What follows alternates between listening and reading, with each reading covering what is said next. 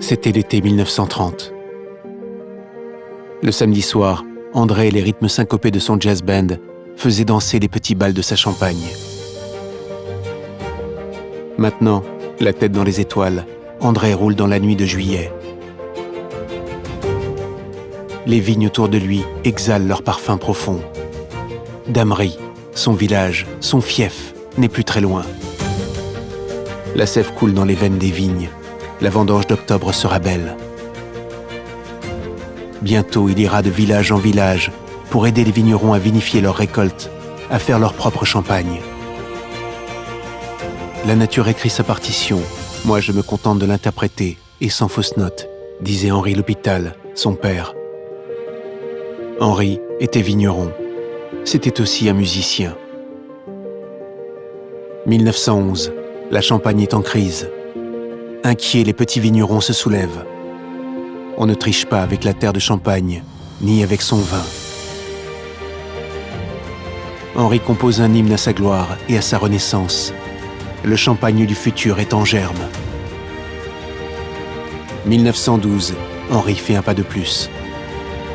Avec ses raisins, Henri fera aussi son premier champagne. Il a l'audace du pionnier.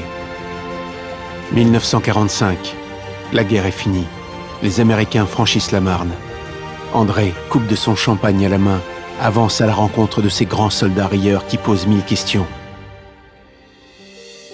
André leur dit qu'un jour, le aume de chevalier de son régiment, issu du Royal Cavalry de Louis XIV, blasonnera ses bouteilles. Un jour, son champagne s'appellera Telmont, et il devra son nom à l'une de ses parcelles, celle où le lever du soleil est si beau. 1968, Serge L'Hôpital, son fils, étend à son tour le fief de Telmont, au cœur de la vallée de la Marne. 1999, et voilà maintenant Bertrand, l'agronome, et sa façon nouvelle de faire du bien à la terre. Alors pour Telmont, les planètes s'alignent. Le vin sera bon, si la terre est belle. Prendre rendez-vous avec les lunes. Épouser les mouvements à complications des saisons. Caresser le dos des vents au printemps. Laisser venir les orages d'été. Déchiffrer les pluies de l'automne. Murmurer à la vigne dans les froids de l'hiver. Saisir la promesse d'une vendange dans le battement d'ailes d'un papillon.